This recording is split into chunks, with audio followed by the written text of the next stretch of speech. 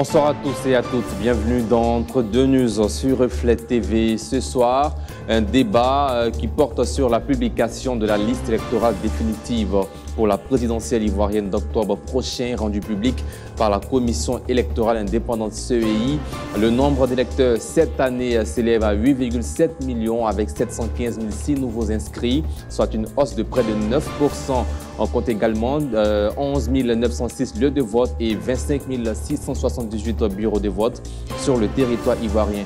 Mais cette progression cache une tension grandissante. Plusieurs figures majeures de l'opposition ont été radiées de la liste électorale, notamment le président Laurent Gbagbo du PPACI, Charles Blé Goudé du COJEP, Guillaume Soro de GPS et Tidiane Thiam du PDCI RDA, tous candidats déclarés. Alors que la CEI appelle à la paix, la polémique enfle. La liste est-elle inclusive? L'élection à venir sera-t-elle crédible? La démocratie ivoirienne sortira-t-elle renforcée ou affaiblie de cette phase? Voici autant de questions qu'on se pose. Pour en débattre ce soir, Nzi Bernard Kokora, secrétaire national adjoint du RHDP en charge des militants de l'extérieur. Bonsoir Nzi Kokora.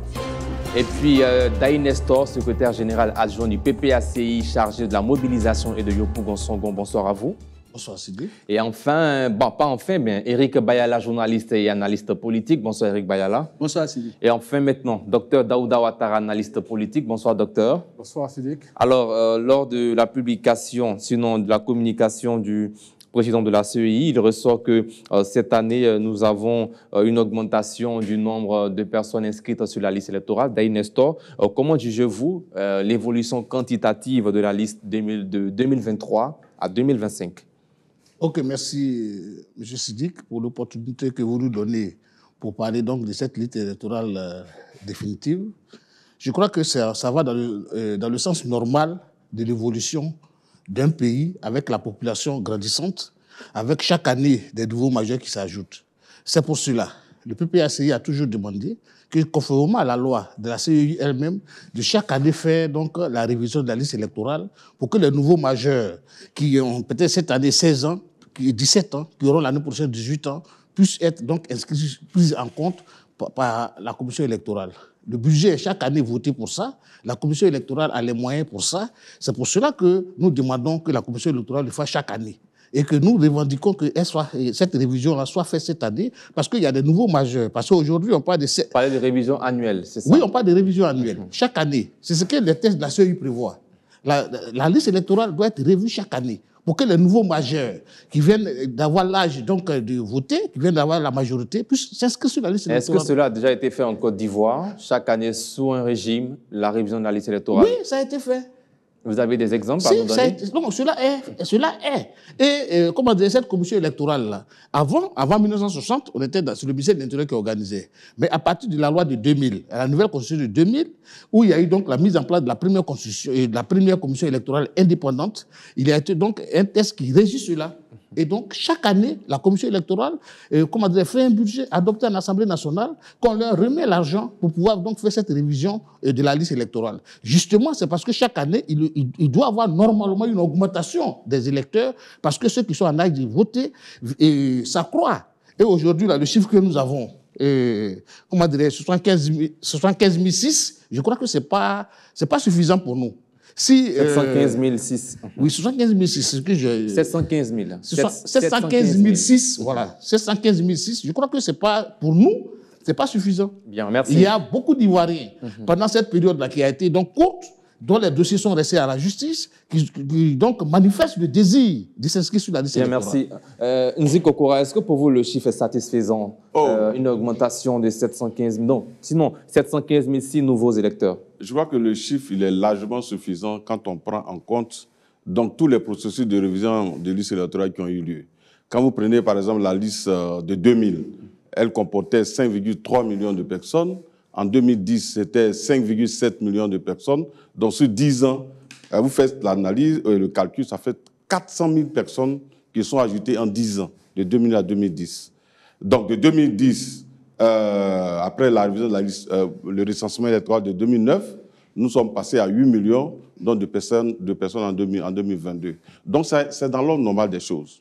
Quand vous regardez toutes les révisions de listes électorales qui ont eu lieu, c'est dans l'ordre normal des choses. L'évolution, je crois que cette année, on a eu beaucoup plus de personnes Et ça, c'est tout à fait normal. Il faut féliciter la commission électorale indépendante donc, qui a fait ce travail. Mais là où je suis surpris, quand j'entends nos amis du PPACI avec leurs exigences de révision des listes électorales chaque année, mais ils ont boycotté le processus de révision des listes électorales de 2010 à 2022. Alors, donc, si tant est qu'ils sont conscients qu'en Côte d'Ivoire, nous devons réviser la liste électorale chaque année, mais pourquoi, en 10 ans, ils ont boycotté tous les processus de révision des listes électorales? Moi, ça m'étonne. En 2020, ils ont même envoyé les jeunes dans les rues pour aller casser donc, le dispositif donc, de la CEI qui permettait donc d'enrôler donc, les populations. Aujourd'hui, nous sommes surpris qu'en 2025 ou 2024, ils se souviennent qu'il faut faire la révision de la liste électorale chaque année.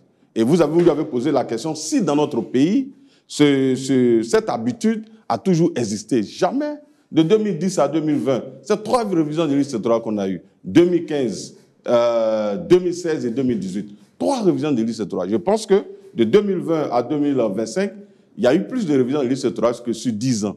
De 2020 à 2025, c'est 3 révisions de liste électorale qui ont eu lieu. Mais là où l'opposition n'est pas honnête, c'est que lorsque la commission électorale indépendante a travaillé avec l'opposition, c'est ensemble qu'ils ont admis ce chronogramme qui est en cours. Donc, il part de octobre à juin, donc qui a été affiché, je crois, aujourd'hui. Donc, quand vous prenez 8 mois donc, de programme de révision de liste électorale, mais quel temps vous avez pour organiser une autre révision de liste électorale de juin jusqu'à ce qu'on parte aux élections, alors qu'en juillet, c'est le parrainage, en août, c'est le dépôt des candidatures, et en septembre, c'est le verdict du Conseil constitutionnel qui va suivre. Merci. Donc, c'est vraiment de mauvaise foi que nous entendons. Docteur Daouda Ouattara, est-ce que pour vous, vous constatez un effort d'inclusivité à travers ce processus électoral qui arrive à grands pas et à travers cette publication de la liste électorale? Bien. À travers cette liste électorale-là, on ne peut pas dire qu'il y aura une élection inclusive parce que tous les grands leaders de l'opposition sont exclus de cette liste-là. Alors, on ne peut pas parler dans ce cas d'une liste électorale inclusive ou bien d'élection inclusive. Parce que on peut parler d'une élection inclusive quand tous les fils du pays peuvent être candidats. Mais il y a une frange de leaders qui a été éjectée de cette liste électorale-là. Ce qui veut dire que ces derniers-là vont s'asseoir dans le gradin et observer les gens, le processus électoral. Voilà. Mais vont-ils s'asseoir et regarder simplement ou bien vont-ils lutter pour faire changer les choses? C'est ce à quoi les Ivoiriens s'attendent. Voilà. Bien. Éric Bayala, c'est la grande information du jour. 4 grands leaders de l'opposition ne sont pas sur la liste électorale. Laurent Gbagbo, Charles Blé Goudé, Tidjane Thiam et Guillaume Soro. Comment vous réagissez face à ce que l'opposition, notamment le PPACI, appelle une exclusion? Bon, moi, je ne pense pas que ça soit une exclusion parce que une élection ne tient pas compte de la position des individus fût-ils être des candidats sur une liste électorale. Parce que quand je prends M. Kwame Richard, qui a été déchu de ses droits politiques et civiques par décision de justice, qui n'est pas sur la liste électorale. Je prends M. Laurent Gbagbo, qui par décision de justice n'est pas sur la liste électorale. En quoi est-ce que la radiation de M. Laurent Gbagbo serait un mérite au détriment de celle de M. Kwame, qui lui également n'est pas sur la liste électorale? Est-ce à dire qu'on doit catégoriser les Ivoiriens? Si tant est-il que tous les Ivoiriens sont égaux devant la loi, il est bien clair que, si par décision de justice, certains, à travers des faits délictueux qu'ils ont commis et que la justice a décidé de les radier, il en est de même pour tous ceux qui sont tombés sur le coup de la loi. Et ce n'est pas la première fois qu'un leader d'opinion soit, qu'on appelle, radié de la liste électorale. On a vu le cas ici dans les années 2000 avec le président Alassane, où il avait été admis clairement qu'il n'était pas candidat et qu'il n'était pas éligible. Mais pour autant, le ciel n'est pas tombé sur la Côte d'Ivoire. Les choses se sont bien déroulées. Donc, l'histoire est un orphelin têtu qui refuse qu'on parle de lui à son absence. Les mêmes faits hier avec les mêmes acteurs, la Côte d'Ivoire les a connus. Aujourd'hui, avec les mêmes acteurs, mais dans des postures différentes, ils appellent aux chats et aux loups sous prétexte qu'ils ont été exclus. Mais oui, est-ce que l'exclusion du monsieur le président Laurent Gbagbo, de M. Charles Blé Goudé, de Tidjane Thiam, c'est aujourd'hui que les Ivoiriens ou bien la communauté, sinon l'opinion nationale et internationale l'apprennent? on savait déjà de fort belle manière, tellement qu'il y a eu des communications dessus, que ces personnes-là n'étaient pas admises à être sur la liste électorale. Et donc, la liste électorale définitive est sortie, ce qui devrait être l'est. Et donc, je pense qu'il appartient à ceux qui sont désormais membres du collège électoral de se préparer à aller aux élections. Bien. Dany Nestor, est-ce que vous voyez une exclusion ciblée envers ces leaders, notamment votre leader Laurent Gbagbo? Ok, merci. Mais pour revenir sur le programme dont a parlé M. Kokora, tout à l'heure, il a dit que l'opposition a fait donc le chronogramme en accord avec la CEI. Je voulais m'inscrire en faux, puisque selon le chronogramme indiqué, la liste définitive devait sortir même le 20 juin. Et à la surprise générale, sans consultation de l'opposition, c'est sorti, je crois, le 4. Qu'est-ce que gêne quand normal. ça sort des jours avant? Non, c'est pour dire qu'il n'y a aucune concertation avec les partis politiques et l'opposition. Mais qu'est-ce qui Moi, je voulais m'arrêter là d'abord. Je voulais juste dire ça. Il n'est pas dit qu'il y ait ce gêne. Bien, vous aurez tout l'occasion de répondre sur le timing, le chronogramme que nous avons arrêté, qui a été arrêté par la CEI et les partis politiques, c'est que la liste définitive devait sortir aux alentours du 20 juin. Et subitement, ça sort le 4 juin. C'est pour juste relever qu'il n'y a pas de chronogramme arrêté ensemble. Maintenant, pour ce qui concerne la loi, ce n'est pas le PPACI qui fait la loi. Ce n'est pas le PPACI qui a édité les lois de la CEI. La CEI dit et que chaque année, elle doit faire la révision électorale. C'est la CEI qui le dit, pour que les morts sortent, pour que les nouveaux majeurs entrent, pour que ceux qui sont déchus de leurs droits sortent. Ça, c'est ce que la CEI dit. Maintenant, pour cela, les députés ivoiriens et les responsables de la CEI vont à l'Assemblée nationale voter un budget. Et que nous, les contribuables ivoiriens, nous octroyons de l'argent à la commission électorale chaque année. Donc, si elle n'est pas en mesure de le faire, qu'elle retire notre argent. Parce que c'est pour cela, c'est le budget alloué à la CEI qui fait qu'elle est à la cherté de la vie. Mais les Ivoiriens acceptent ça. Ce n'est pas l'argent de quelqu'un, ce n'est pas l'argent du gouvernement, c'est notre argent, c'est l'argent de tous les contribuables ivoiriens qui est donc mis à la disposition de cette commission pour travailler pour les Ivoiriens. Donc, si une partie des Ivoiriens estime, si la loi permet à la CEI d'organiser, c'est à elle de s'organiser selon son programme pour que chaque année, il y ait une révision de la liste électorale. Ça, ce n'est pas le PPACI, ce n'est pas une revendication en temps normal. Dans un pays de droit, ce n'est pas une revendication. C'est votre travail. C'est le travail régalien de la CEI, qui connaissent les tests et qui savent que chaque année, il doit y avoir une révision de la liste électorale. Ça, ce n'est pas à notre niveau. Il y a des fonctionnaires qui peuvent être aujourd'hui à Divo. L'année prochaine, ils sont mutés, par exemple, à Korogo. Il faut qu'ils soient sur la liste électorale. C'est pour cela que chaque année, c'est pour plusieurs raisons, plusieurs facteurs, que le législateur ivoirien a estimé que chaque année, on doit donner de l'argent à la commission électorale pour permettre la révision de la liste électorale. Voilà ce qui est. Maintenant, pour revenir à votre question, je ne sais pas si vous pouvez répondre à la question. Est-ce que vous sentez une exclusion ciblée envers ces 4 leaders, notamment Laurent Gbagbo, votre leader politique? Oui, notre leader notamment, effectivement, le président Laurent Gbagbo est victime d'une injustice. Quelle injustice? Est victime d'une injustice. Est victime d'une injustice. Le président Laurent Gbagbo... Quelle est cette injustice dont vous parlez? Le président Laurent Gbagbo est le président du PPACI. Le président Laurent Gbagbo est le président du PPACI. Le PPACI a été créé en 2021. Et la loi et la justice dont on parle, qui a déchu Laurent Gbagbo de ses droits civiques et politiques, existait bien avant la création du PPACI. Nous avons constitué le PPACI. Et pour constituer un parti politique, il y a un certain nombre de règlements. Nous avons rempli tous ces documents. Et le président Laurent Gbagbo et les membres fondateurs et la direction du parti, et Laurent Gbagbo figure en tête. Nous avons pris les dossiers qu'on a déposés au ministère de l'Intérieur. Et le ministère de l'Intérieur a enquêté pendant 3 mois. Et nous a donné un récépissé d'autorisation. Le président Laurent Gbagbo, quand on dit aujourd'hui déchu de ses droits civiques et politiques, est président d'un parti politique accordé par le gouvernement ivoirien. On ne peut pas donc nous étonner en 2021. Et quand on arrive là, et qu'on nous dit qu'aujourd'hui, le président Laurent Gbagbo, il n'est ni électeur, il est président d'un parti politique, mais il n'est ni électeur, il n'est ni éligible, et donc il n'est même pas sur la liste électorale. Voilà la première exclusion. La deuxième, je ne parle même pas du simulacre de procès qu'il y a eu, puisque la forme déjà exclut le fond. Nous savons ici en Côte d'Ivoire, selon notre disposition constitutionnelle, qu'un ancien chef d'État, pour être jugé, on sait comment ça se passe. Bref, on en a épilogué longtemps dessus, je n'en reviendrai pas dessus, mais je crois qu'à travers donc, ces décisions-là, le RAIDP, inféodé donc, à la commission électorale, veut simplement éliminer un adversaire qui, s'il est sur la liste électorale, gagne les élections au premier tour. C'est tout. Bien. Nzi Kokora, sur un plan strictement juridique, même si vous n'êtes pas juriste, est-ce que ces radiations sont conformes à la loi électorale? Alors, c'est une décision de justice. Vous savez, moi, j'ai la faiblesse de ne pas commenter les décisions de justice. M. Laurent Gbagbo a été condamné dans ce pays pour des faits donc, de braquage de la BCEAO. Et suite à cela, il a été radié de la liste électorale. En 2020, son nom ne figurait pas donc, sur la liste électorale puisqu'il a été condamné avant la révision de la liste électorale. Et lorsqu'ils ont constaté que son nom ne se trouvait pas sur la liste électorale, ils ont saisi le tribunal dans le cadre donc, du contentieux sur la liste électorale. Et le 20 août, le tribunal a rendu une décision confirmant donc la radiation de M. Laurent Gbagbo. Donc je prends note de la décision de la justice donc, qui a radié M. Laurent Gbagbo de la liste électorale. Que ses partisans trouvent que c'est une injustice, c'est leur droit donc, de le dire, mais sauf que ça ne s'oppose pas au droit, ça ne s'oppose pas aux décisions donc, de justice. Et d'ailleurs, en matière donc, du contentieux électoral, article 12 du Code électoral dit lorsque le juge décide dans le cadre du contentieux, sa décision est insusceptible de recours. Donc, depuis 2020, M. Laurent Gbagbo est bel et bien radié de la liste électorale.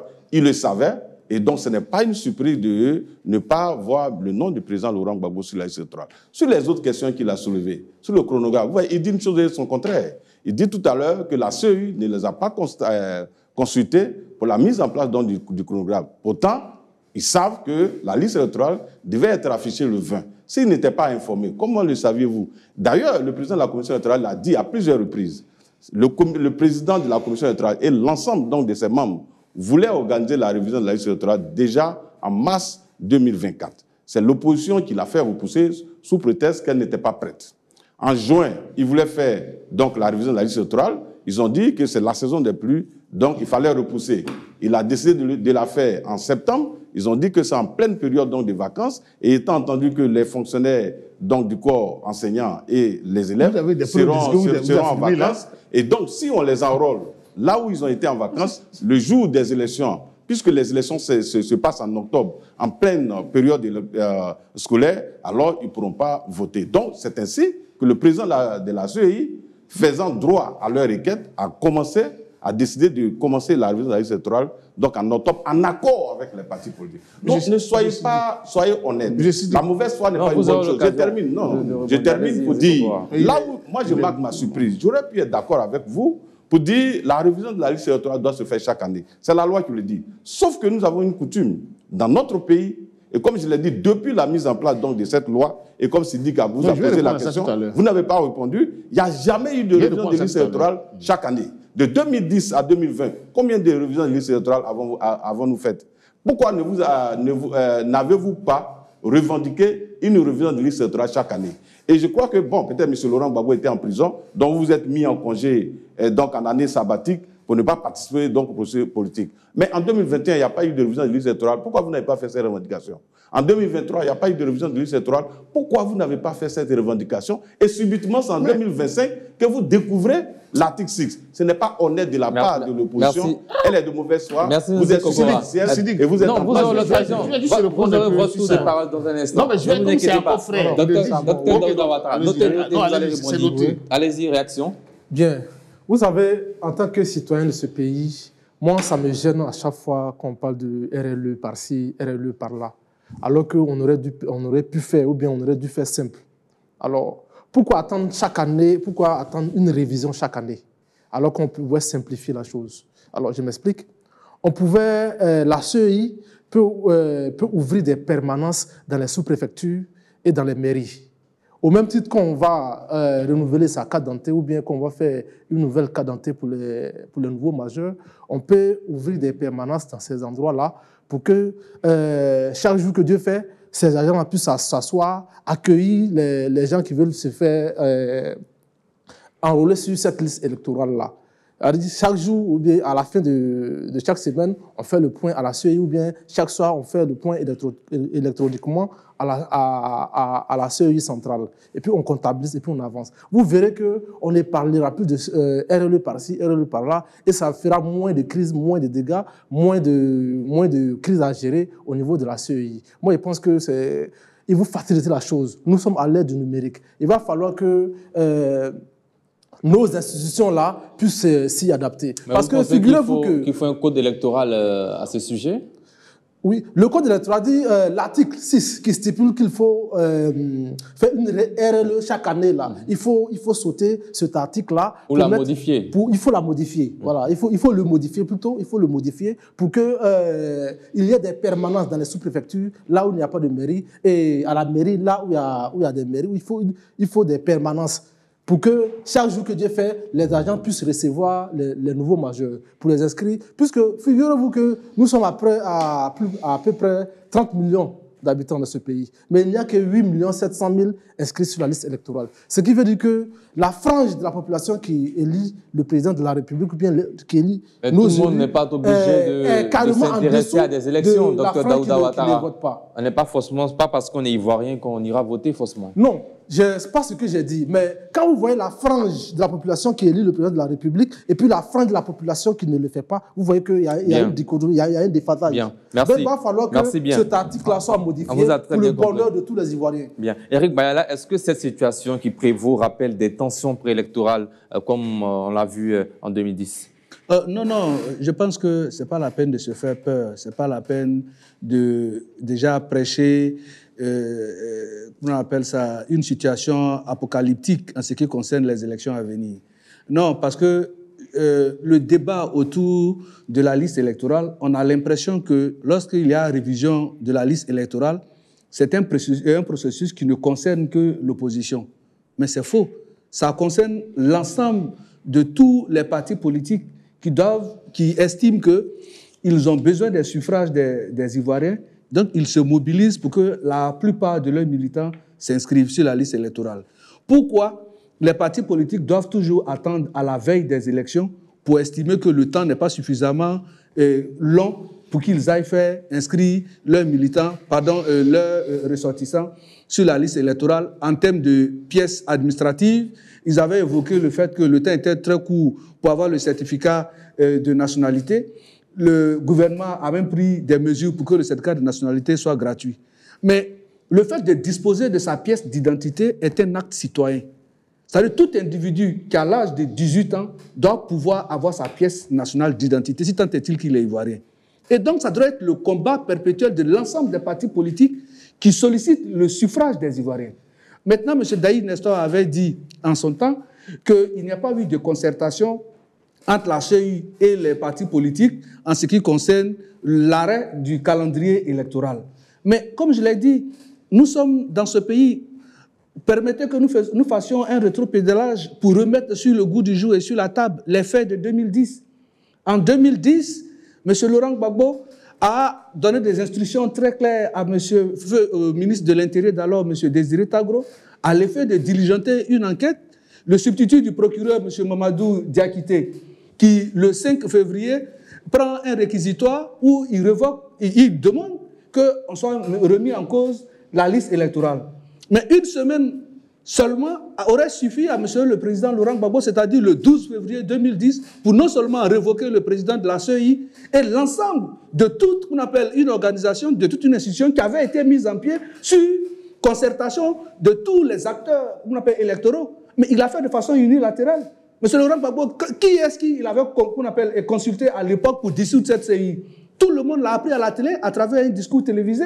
Et donc aujourd'hui, vous ne pouvez pas venir et puis brandir sous nos, faites comme si vous êtes innocent des faits récents de cette histoire de la Côte d'Ivoire et comme si vous n'avez rien à vous reprocher. Non, nous ne sommes pas en train de faire comme vous, mais c'est pour dire que vous avez été aux affaires hier, vous avez eu les mêmes similitudes dans le comportement, dans la manière de gérer les choses de l'État. Ne vous offusquez pas qu'aujourd'hui, on vous retourne vous-même votre propre miroir dans la gestion des affaires de l'État. Ce que vous avez posé hier... Vous faites la même chose que ce que vous avez combattu. Mais justement... Non, vous avez pris les armes? Non, je suis en train de vous dire, vous voyez, c'est-à-dire que le fossé, c'est-à-dire que c'est une fuite en avant. Nous sommes en train de parler des principes qui ont participé à la mise en place du Conseil pendant de la Commission électorale indépendante et de ceux qui y ont présidé et des actes que vous avez menés en ce qui concerne cette CEI-là quand vous étiez aux affaires. Merci. Aujourd'hui, Eric Bayala. vous vous retrouvez dans une situation de disgrâce et vous vous mettez à vous étonner. Merci Eric Bayala. Vous la prochaine question pour Daïd Nestor, et vous aurez l'occasion de rebondir. Vous avez demandé la parole. Quelle est la stratégie du PPACI face à cette situation? Est-ce que vous ferez un recours juridique ou des manifestations? Vous allez boycotter ces élections? Ok, merci. Je voulais donc dire que la décision de justice qui a donc déchu le président Laurent Gbagbo de ses droits civiques et politiques, nous l'attendons toujours. On attend toujours cette décision politique et cette décision de justice. Parce que pour nous, c'est une décision politique qui fait que le président Laurent Gbagbo n'est pas sur la liste électorale aujourd'hui. Ce n'est pas une décision de justice. Et cette décision de justice, depuis longtemps, Maître Abiba et tous les avocats attendent cette décision de justice qui n'est pas encore arrivée à notre niveau. Maintenant, si justice parlant, la Cour africaine des droits de l'homme et des peuples avait déjà en 2020 demandé que Laurent Gbagbo soit réinscrit sur la liste électorale. Dès que le gouvernement ivoirien a appris ça, ils sont sortis de cette cour. Mais je crois, les textes de cette cour disent que pour sortir, c'est une année après. C'est toute une procédure. Mais donc, cette décision, sur le lieu de l'appliquer, on dit on sort. Ça, c'était pour répondre à ça. Maintenant, concernant le renouvellement de la liste électorale, le PPACI n'a jamais demandé un report. Le PPACI, s'il a des documents, s'il a les courriers qu'on a adressés à la CEI pour reporter, parce que c'est la rentrée, parce qu'il pleut, parce qu'il ne pleut pas, qui nous envoie les courriers? Le PPACI n'a jamais demandé à la CEI de reporter le recensement électoral parce qu'il pleut, mais parce que c'est la rentrée scolaire, mais c'est parce que c'est les vacances. Ça, nous, on n'a pas connaissance. S'il a les courriers, il peut les faire sortir. Maintenant, ce que je voulais ajouter, comment dirais-je, pourquoi attendre la période des élections et puis dire toujours que le temps est court? Mais ce n'est pas nous qui programmons, c'est la commission électorale qui programme la révision de la liste électorale. Elle a tout le temps de le faire. Mais c'est la question que nous, on pose à la commission électorale. Pourquoi elle attend toujours la veille des élections pour, programmer cela? On attend normal, s'il n'y a pas de tension, on peut organiser chaque année. Mais c'est pourquoi elle attend toujours une année électorale. C'est la question qu'on pose à la commission électorale. La loi dit, et on leur donne l'argent pour ça, que chaque année, ils doivent faire cela, sans pression. Bien, merci. Vous allez maintenant répondre à la question. On n'a pas assez de temps. Tout à l'heure, Bayala a eu assez de temps. Tout à l'heure, Kokora a eu assez de temps. Mais laissez-moi répondre, vous dire que c'est moi qui suis, c'est mon leader. Vous avez tous le même temps de parole. Votre temps de parole est en train d'être épuisé. Ok, et quand ça finira, la question que vous me posez là, je la réponds en 1 minute. D'accord. La direction du parti. Vous n'aurez pas peut-être 1 minute. Non, je viens. La direction du parti s'est saisie, a pris acte de cette décision. La direction du parti réagira au temps opportun. De la manière elle va réagir, vous le saurez. Ça ne sera pas tardif. Aujourd'hui, on a le PDCI qui a saisi nous, on a notre timing. C'est pas, le président Laurent Gbagbo l'a toujours dit, c'est pas, l'adversaire qui va nous, les décisions de l'adversaire qui vont nous, on a notre timing. Donc, le parti réagira. Et d'ailleurs, le président Laurent Gbagbo a animé un grand meeting ce samedi, 7 juin, au stade de Petit Bassama Port-Boué. Et les Ivoiriens sauront la position du PPACI, les Ivoiriens sauront la position du président Laurent Gbagbo, et c'est à nous de décider les actions à mener au moment où nous voulons les mener. Je ne vais pas sur ce plateau vous dire aujourd'hui que voilà la situation, voilà ce que le PPACI attend faire. Nous avons pris acte de cette décision, le parti est suffisamment responsable, le parti a des cadres suffisamment outillés, a des tribunes de réflexion, et le parti sortira donc la conduite à tenir dans les jours à venir. Bien. Vous voyez, il vous reste que 15 secondes pour terminer. Allez-y rapidement. Pour revenir au fait que, comment dirais-je, il a parlé de 2010. Mais 2010, si on doit revenir sur 2010, comme Bayala l'a dit, 2010, là, lui, il reprend seulement ce qui a été bon en 2010. Mais il oublie qu'à Pretoria, il y a eu le président Laurent Gbagbo qui a pris l'article 48 pour faire de M. Alassane Ouattara, qui n'était pas éligible. Mais franchement, vous n'avez pas la parole, vous avez donné 2 minutes de parole. Laissez qu'il termine. C'est pas toi qui donne. Allez-y. Il vous reste. On ne sélectionne pas les événements d'une même année et puis dire ce qui t'arrange. Non. Dans la même année, on allait à Pretoria. Le président Laurent Gbagbo a fait fort sur lui-même pour rendre Alassane Ouattara, qui était inéligible, vu la condition de 2000, pour faire de lui un candidat exceptionnel. Merci, merci. Nzé Kokora, est-ce que vous pensez que l'opposition instrumentalise le débat autour de la commission électorale indépendante et même les élections à venir pour décrédibiliser le processus en cours? Non, vous avez une opposition qui est totalement superficielle. Elle est en panne de stratégie. Elle sait qu'elle n'a pas suffisamment préparé les élections à venir. Et quand vous prenez le PPACI, qui était le FI d'alors, qui s'est totalement divisé et qui n'a pas participé au processus électoral de 2010 à 2020. Ils ne sont revenus que dans le processus qu'en 2022. Donc, ils constatent leur retard et un déficit important sur la liste électorale. le frère du PPACI nous dit qu'ils sont en attente de la décision concernant M. Laurent Gbagbo. Même moi, ça m'étonne. Soyez cohérents. Si vous n'avez pas connaissance de cette décision, sur la base de quoi vous avez saisi le juge, donc à l'effet de procéder à l'inscription de M. Laurent Gbagbo sur la liste électorale. C'est sur la base de quelle décision vous êtes allé à la Cour africaine des droits de l'homme. Parce que je ne pense pas que vous allez vous présenter devant la Cour sans aucune décision de justice. Donc soyez honnêtes, dites la vérité à vos militants. M. Laurent Gbagbo a été éradié de la liste électorale depuis 2020 et le processus est devenu définitif. Pour qu'il soit réinscrit encore sur la liste électorale, il va falloir une loi d'amnistie qui va le réhabiliter et qui va lui permettre de retrouver ses droits civiques et politiques. Et vous le savez depuis longtemps.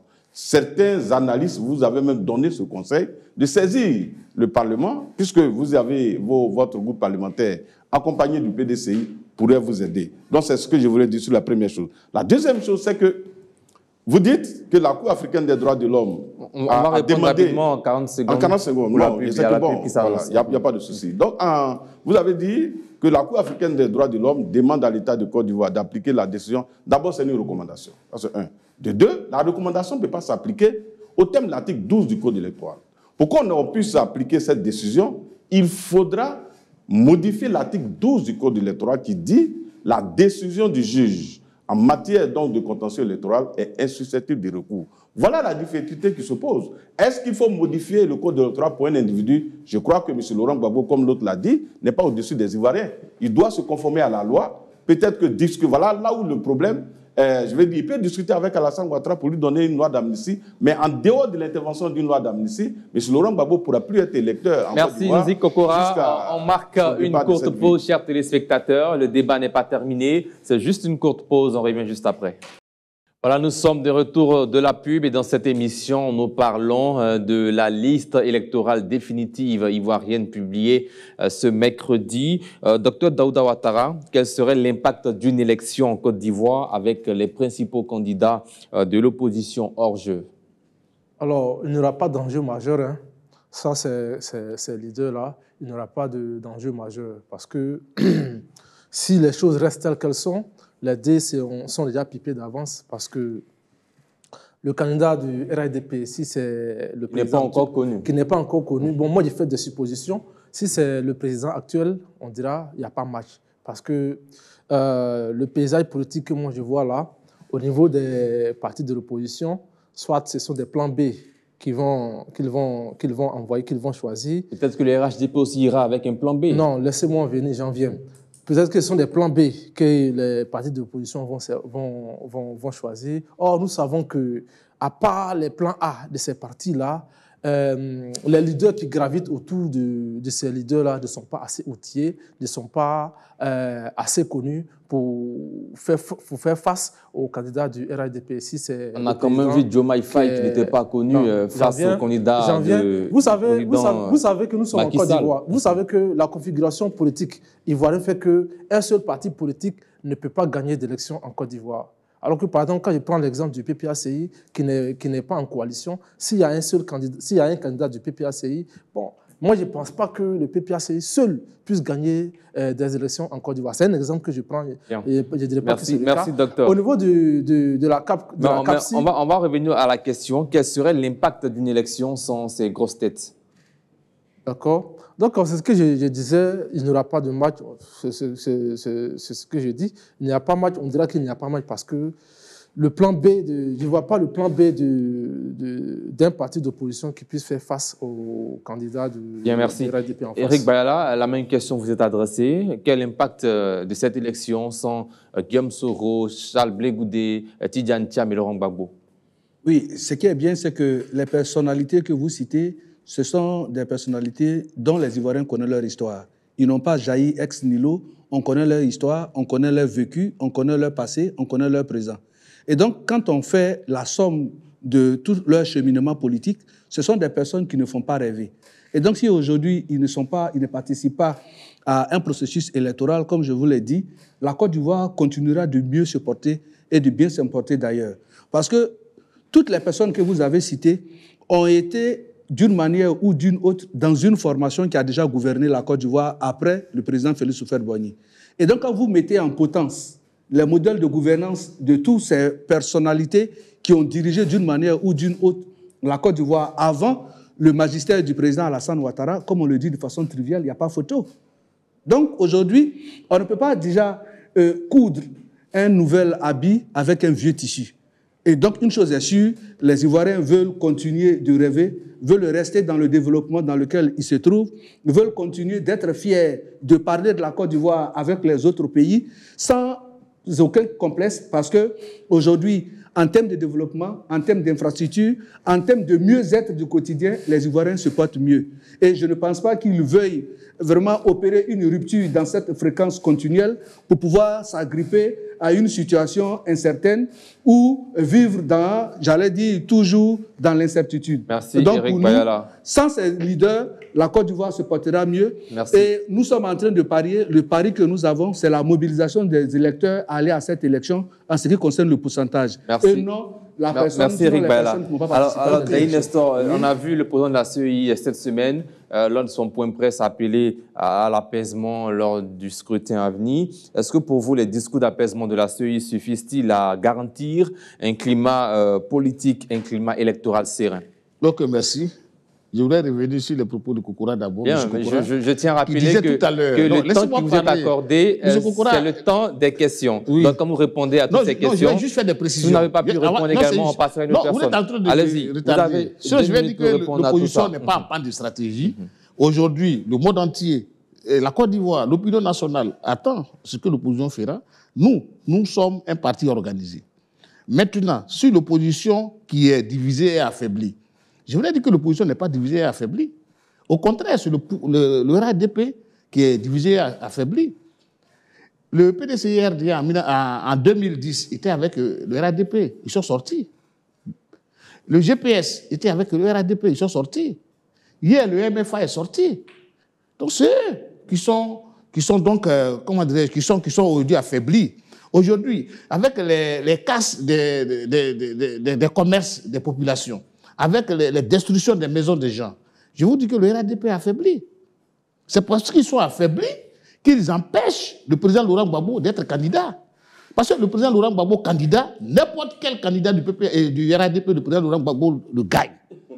Et l'opposition et nous, toute l'opposition aujourd'hui, vous n'avez pas la parole. Allez-y. Si vous voulez essayer, mettez Gbagbo Laurent sur la liste électorale. Vous savez que Gbagbo Laurent n'a pas d'adversaire en Côte d'Ivoire. Vous l'avez envoyé à la Cour pénale, il est revenu. Aujourd'hui, c'est comme un fantôme qui vous hante. Vous avez peur de Gbagbo Laurent. Et Alassane Ouattara et le RADP ont peur de Gbagbo Laurent. Ils avaient dit à la population que les militaires que le gars il est mort, il ne reviendrait jamais. Gbagbo Laurent est là, comme un fantôme. Les gens sont effrayés. Si vous voulez, je vous mets au défi. Mettez Gbagbo Laurent candidat. Et on refait la commission électorale. Parce que les élections aussi, c'est qui donne le résultat des élections. Bien, mais il vous reste que 40 secondes. Maintenant, vous parlez de...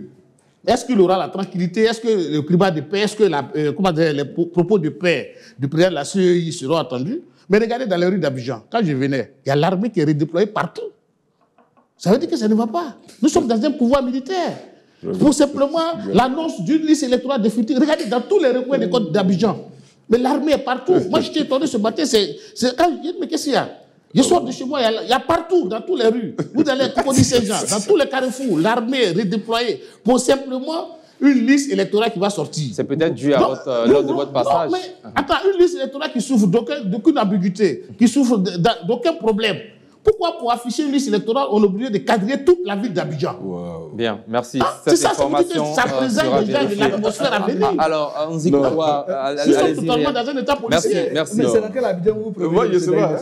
Dans quel Abidjan? Bon, moi, je pense que le frère doit redescendre sur terre. Oui. Aujourd'hui, nous avons tous parcouru la ville d'Abidjan. Franchement. Voilà, on n'a pas vu d'armée dans J'ai des images. S'il te plaît. Bon, non, après, tu pourras les publier sur les réseaux sociaux, puisque ça va au lieu de travail. Mais il faut prendre les Ivoiriens sur les téléspectateurs qui nous écoutent. Il ne faut pas effrayer les gens, s'il vous plaît. Il ne faut pas effrayer les gens inutilement. En tout cas, sauf toi. Peut-être que la plupart des personnes qui sont là n'ont pas vu cette armée déployée à l'intérieur du pays. Mais on connaît, vous êtes devenus des prophètes du chaos, dont vous rêvez toujours au chaos, mais le chaos n'arrivera pas. Alors, je dis cette opposition, Elle n'a pas de stratégie. Laurent Gbagbo attend jusque-là le courrier de l'ONU. La question que vous avez posée, ça n'a pas de stratégie. Il attend le courrier de l'ONU qui devait être adressé au président de la République à l'effet de l'inscrire sur la liste électorale. Je crois que ça fait environ 4 mois que le courrier n'est pas arrivé. Je crois que M. Thiam, aujourd'hui, s'est promené en Europe. Il n'a pas trouvé de solution. Il s'est dirigé vers l'ONU. Lui aussi, je pense qu'il attend de prendre les conseils. Bien, justement, comment vous réagissez face à cette saisie de l'ONU Non, mais c'est inutile. Vraiment, c'est ridicule. Avez-vous déjà vu l'ONU s'opposer à une décision de justice dans un pays qui n'est pas en crise? C'est-à-dire ils ont le cliché de 2010, où la Côte d'Ivoire était en crise, où la Côte d'Ivoire était divisée en deux, où il y avait deux armées qui se côtoyaient, mais ce n'est plus la Côte d'Ivoire. Donc vous voulez qu'il y ait crise d'abord? Ce n'est plus la Côte d'Ivoire qui était divisée. Et donc, il ne peut pas avoir de crise. Il n'aura pas de crise. C'est ce que vous préparez, mais nous allons désactiver toute votre entreprise de déstabilisation. Tu dis l'opposition n'est pas affaiblie, mais je ne sais pas dans quel monde nous sommes. Est-ce que quand M. Laurent Gbagbo partait à La Haye, c'est le parti qu'il dirigeait? Non. Aujourd'hui, se trouve le FPI. Et on allait aux élections de 2023. On allait aux élections de 2023. Avec combien de mairies avez-vous eu? Vous avez eu seulement 2 mairies, 0 région, 0 sénateur. En quelle année? En 2023, tu n'es pas dans ce pays? Tu viens d'arriver? On a eu combien de mairies? Vous avez eu 2 mairies. Lesquelles? Bongouanou et non, Mbato. Et Ouragayo, vous avez eu encore. Le maire de Tabou, il est d'où? De Tabou, le maire de Grandafri est d'où? Le maire de Ouragayo est d'où? Merci, merci. Merci. Le maire de Lakota est de quel? Non, mais quand même. Vous n'avez pas la parole. Le maire de Tabou, il est pas. Non, c'est pas quoi dire. Question pour vous, Dainestor. S'il vous plaît, non, vous n'avez pas la parole. Évitez d'interrompre parce que vous n'avez pas comme vous interrompre. Dainestor, s'il vous plaît, évitez d'interagir ensemble. Ceci, s'il vous plaît. Ici, c'est moi qui pose des questions. Évitez de répondre directement. Allez-y, continuez. On allait aux élections couplées régionales et municipales. Vous avez eu 0 région. Aujourd'hui, le PPACI n'a pas de bastion en Côte d'Ivoire. Quel est le bastion du PPACI aujourd'hui? Ils n'en ont pas. Quel est le bastion du PDCI-RDA? Le parti aujourd'hui qui est en justice, traîné devant le tribunal, mais c'est le PDCI-RDA par ses propres militants. Et sur la base de quoi vous pouvez dire que l'opposition donc est réunie? Vous ne parlez même plus à Blé Boudé, vous ne parlez même plus à Mme Simone Veil Gbagbo, vous ne parlez pas à Finguessan. Donc quelle est cette opposition qui est unie? Et le RADP qui a 27 régions, sur 31 régions, 165 députés, 140 mairies, et vous osez dire que ce parti donc, est affaibli. Je vous rappelle votre score en 2023. En 2023, l'opposition réunie, c'est 14%. Le PPAC a eu 185 000 voix sur 2,7 millions de personnes. Donc, l'opposition est en panne. Et vous avez vu leur meeting à Figayo, ils ont mobilisé entre 4 000 et 5 000 personnes pour 25 partis politiques. Donc, ce sont des partis politiques qui ont été vomis par les populations parce que, comme Eric l'a dit, vous avez géré ce pays, vous avez laissé aucune bonne trace, vous avez détruit ce pays, vous n'avez rien construit. Et donc, les Ivoiriens ont compris que leur avenir ne se trouve pas à cette opposition. D'ailleurs, tu n'as même pas de projet. Docteur Daouda Ouattara, est-ce qu'il y a des mécanismes institutionnels qui existent pour pouvoir réintégrer les candidats radiés de la liste électorale? Bien. Sinon, quelle solution proposez-vous? Alors, là, c'est une sorte de plaidoirie que moi, je vais proposer parce qu'il n'y a pas d'institution en la matière. Figurez-vous que le jugement qui a abouti à la radiation du président Thiam s'est fait de façon, je dirais, à ce qu'il n'y ait pas de recours. Le monsieur ne peut pas faire de recours. Il ne peut pas faire d'appel, il ne peut rien faire. C'est fait, c'est fait.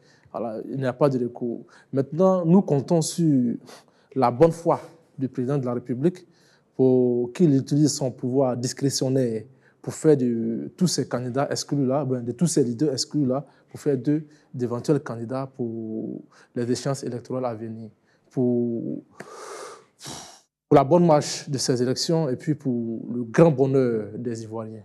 Comme ce fut le cas en 2010, lorsque le président Laurent Gbagbo a décidé de faire de M. Alassane Dranou Ouattara candidat aux élections présidentielles de 2010. Voilà. Et nous comptons sur la bonne foi, nous comptons sur la bonne volonté du président de la République et nous savons qu'il a les moyens de le faire. Donc la population aujourd'hui est apurée.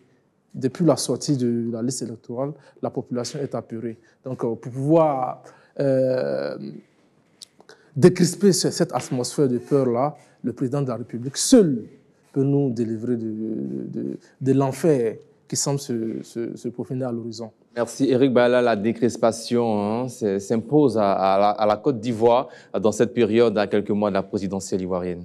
Oui, mais pour que la décrispation s'impose à la Côte d'Ivoire dans un langage de vérité, il faut que les mises en cause aient le courage de dire à leurs militants qu'effectivement la posture qui est la sienne, sinon la leur, a permis de ne pas se trouver sur la liste électorale.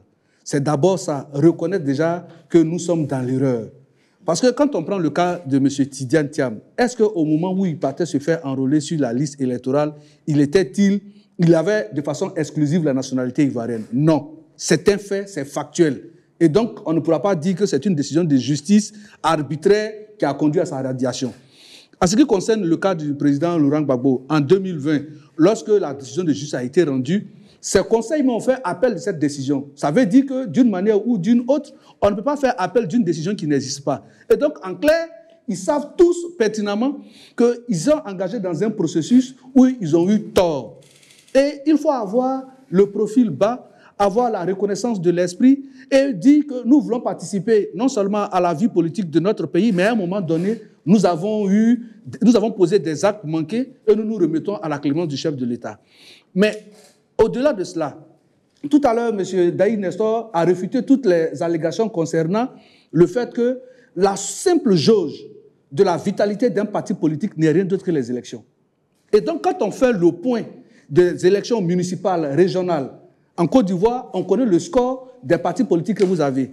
Je vais donc m'appuyer sur le score même des législatives. Le nombre de députés que le PPACI a fondu à celui du PDCI aurait pu constituer un groupe qu'on appelle parlementaire conséquent, aurait pu au moins introduire une demande d'amnistie au Parlement pour que le Parlement puisse statuer sur la question et puis voir comment est-ce que, in fine, le président de la République peut être saisi. Ni le groupe parlementaire même du PPACI, sinon de EDS, n'a fait cette démarche. Ni vos alliés du PDCI, vos alliés de circonstance, qui malheureusement, me semble-t-il, est en train de laisser le PPACI pour aller dans un mariage de raison avec Cap Côte d'Ivoire. Finalement, quand le meeting de Cap Côte d'Ivoire a eu lieu, PPACI a fait un communiqué pour dire qu'il ne se sentait pas concerné. Donc, de plus en plus, le PPACI est en train de se mettre dans une posture d'isolation. Donc, vous vous muselez, vous vous isolez, et vous voulez appeler à ce que toutes les consciences collectives puissent se réunir pour statuer sur votre cas. Eric Mais Bayala. c'est une peine perdue. Merci Eric Bayala. Question pour vous, c'est votre dernière question parce que nous sommes au terme de cette émission. Est-ce que le PPACI envisage une médiation politique ou institutionnelle pour pouvoir permettre la réintégration de Laurent Gbagbo sur la liste électorale?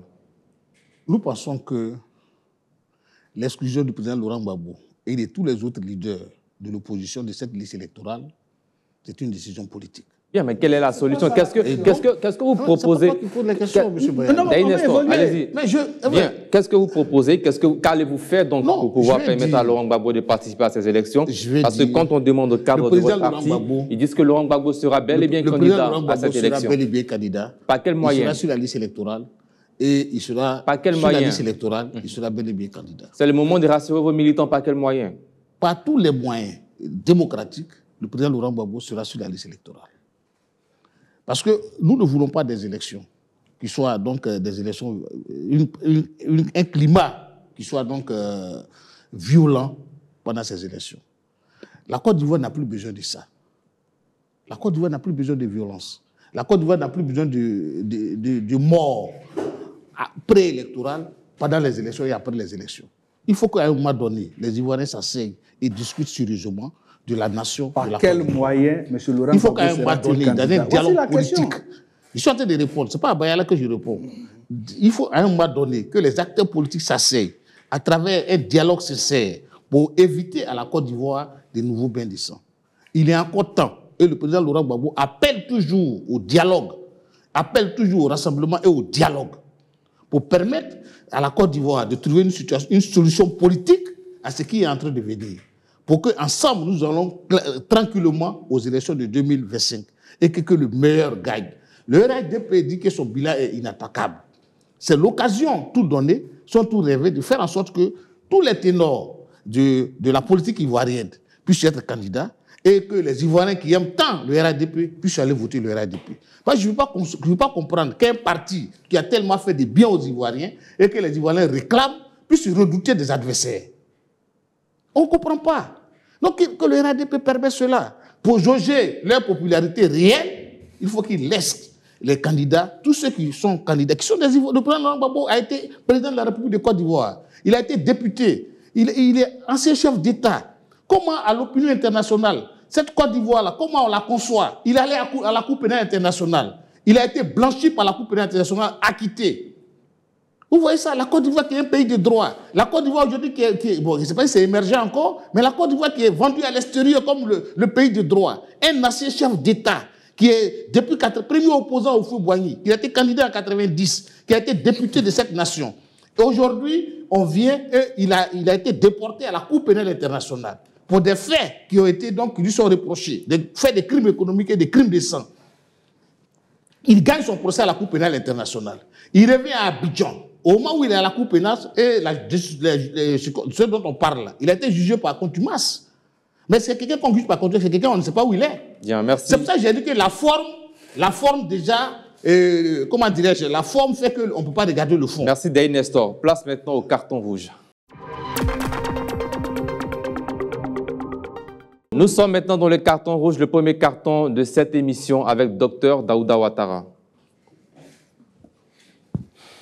Carton rouge. Carton rouge pour, qu'on appelle ça, pour la loi qui a été prise sur l'insalubrité dans les rues. On n'épice pas dans la rue, on ne jette pas les ordures dans la rue. Pourtant, il n'y a pas de poubelle ou bien d'endroit pour se soulager dans les rues. Donc du coup, les ordures s'accumulent ça et là, partout où on passe à Abidjan. Carton rouge, ministère de l'Environnement et de l'Assainissement public. Et un prochain carton rouge avec Nzi Kokora. Bon, carton rouge pour nos amis du PPACI, donc qui veulent créer le chaos dans notre pays, qui font croire que depuis ce matin, l'armée a été déployée donc, à l'intérieur de la ville d'Abidjan, craignant donc des soulèvements, ce qui est totalement faux, c'est de l'intoxication pour effrayer donc, les populations. Je trouve que ce n'est pas normal. Si vous êtes suffisamment affaibli et que le président Laurent Gbagbo ne pèse plus sur le terrain, d'ailleurs, le bilan donc, de son appel à Bonoa jusque-là n'a pas été fait. Cela démontre que la faiblesse donc, de ce parti est réelle. Et compte tenu de cette faiblesse, vous voulez donc crisper la situation, mais l'État de Côte d'Ivoire vous empêchera donc de réaliser ce vœu-là. Bien, Daï Nestor, carton rouge.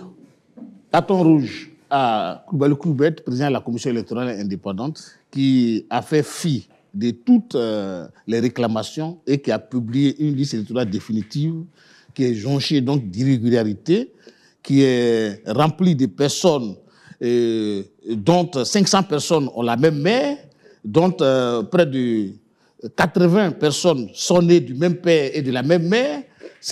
Toutes ces irrégularités existent sur la liste électorale. Carton rouge à lui. Nous estimons que M. Coulibaly Coulibaly, en excluant le président Laurent Gbagbo et tous les autres leaders politiques, est en train de créer des conditions d'une élection difficile en Côte d'Ivoire. Nous ne voulons pas de cela. Merci, Eric Bayala. Nous voulons donc appeler à un dialogue politique pour que les élections soient transparentes et justes en 2025. Ok, mon carton rouge, d'abord à mon co-débatteur, M. Daï Nestor, pour dire que sur un plateau de télé, il y a la discipline. Quand votre temps de parole ne vous est pas encore accordé, laissez les autres parler. En ce qui concerne la CEI, il faut dire que le processus électoral dans la CEI, dans sa forme évolutive, a tenu ses travaux avec les représentants de tous les partis politiques. Ce n'est qu'à quelques semaines que les partis politiques sont sortis de la CEI. Sinon, aucune décision n'a été prise de façon unilatérale par le président. On sait que le mode de fonctionnement, au regard du témoignage de tous ceux qui y ont participé, se fait de façon collégiale. Et donc, le report de l'enrôlement de 2023, sinon 2024, jusqu'à ce que nous arrivions à cheval entre les années, est du fait de l'opposition par leurs représentants au sein de la CEI. Il faut être suffisamment conséquent pour l'assumer. C'est ça être responsable quand on veut diriger les Ivoiriens. Bien, place maintenant à la dernière rubrique de cette émission, le chiffre du jour.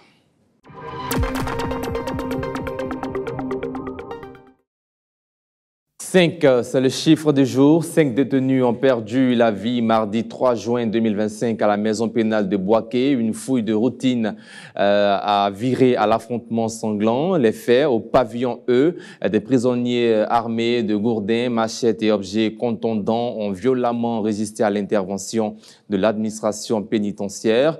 Débordés, les agents ont dû battre en retraite avant l'arrivée en renfort de la police et de la gendarmerie nationale. Bilan 5 morts, 29 blessés, dont 6 agents et 23 détenus. Malgré les violences, l'opération a permis la saisie de drogue, d'armes blanches, de téléphones portables et même 3 grenades. Réaction, Éric Bayala.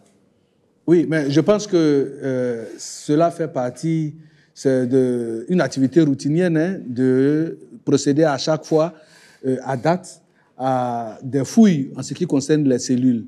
Mais quand on regarde le bilan de la fouille, on trouve dans des cellules 3 grenades, on trouve des machettes, on y trouve des armes blanches et tout, on comprend pourquoi est-ce que les pensionnaires de la cellule, sinon du bâtiment, eux, refusaient à ce que la fouille se poursuive. Mais au-delà de cela, c'est vrai qu'il y a eu des morts, qu'il est à déplorer, mais il faut dire que pour nous, nous appelons plutôt à plus de vigilance en ce qui concerne les agents pénitentiaires. Parce que comment est-ce que ces objets, en ce moment, les maquettes, les grenades, les portables et même la drogue, ont pu franchir le seuil de ces prisons-là pour se retrouver dans les différentes chambres des détenus. Et donc, il faut que de plus en plus, ceux qui ont la charge de la gestion de nos prisons puissent avoir du regard sur comment est-ce que les choses s'y passent pour qu'à l'avenir, on n'ait pas à se trouver dans une situation telle que celle que nous avons connue. Parce qu'être en prison, on vous met en détention parce que vous avez à un moment donné porté entorse au principe de la vie en communauté, mais on ne vous met pas en prison pour que vous allez épouser la mort. Merci, Éric Bayala. À l'avenir, Docteur Daouda Ouattara, comment réagissez-vous face à cette situation déplorable? Bien, je commence par présenter mes condoléances aux familles qui ont été endeuillées hier lors de cette crise. Et en même temps, je vais commencer mon propos par un petit questionnaire. Alors, comment les armes se sont retrouvées dans cette prison? Par quel canal? Comment la drogue est arrivée là-bas? Par quel canal? Les grenades qu'on a trouvées dans le bâtiment E devaient être utilisées à quelle fin? Les machettes, etc. Sachant que tous ceux qui vont rendre visite aux détenus au camp pénal de Boaké sont minutieusement fouillés avant d'avoir accès aux détenus. Alors, on ne peut pas les accuser. D'où proviennent donc ces armes et cette drogue? En même temps, j'ai envie de dire que ce n'est que la partie visible de l'iceberg. Ça, c'est le camp pénal de Boaké. Qu'en est-il de la MACA? Ou bien du PPA, voilà. La MACA qui est devenue PPA, les autres prisons du Côte d'Ivoire. Alors, c'est le lieu de jeter un regard sur les gardes pénitentiaires. Il faudrait que ces derniers-là soient passés au peigne fin. C'est-à-dire, au niveau du camp pénal de Boaké, du vigile ou bien du premier des gardes pénitentiaires jusqu'au régisseur. Il faudrait que des dispositions soient prises pour que les responsabilités soient situées. Nestor, réaction là-dessus? Ok, merci. Bon, moi je crois que je suis un peu mieux placé parce que comme j'ai fait le camp pénal de Boaké, pendant 6 mois. J'ai été arrêté en juillet 2015, transféré directement à la prison de Dibokoro, où il a fait 14 mois. Après donc la prison de Dibokoro, j'ai été transféré au camp pénal de Boaké, une nuit vers 4 h du matin. Donc, ce que nous découvrons aujourd'hui au camp pénal, ce n'est pas surprenant. Vous savez qu'après la crise de 2011, il y a eu près de 3000 ex-combattants de la rébellion qui ont intégré donc, les gardes pénitentiaires.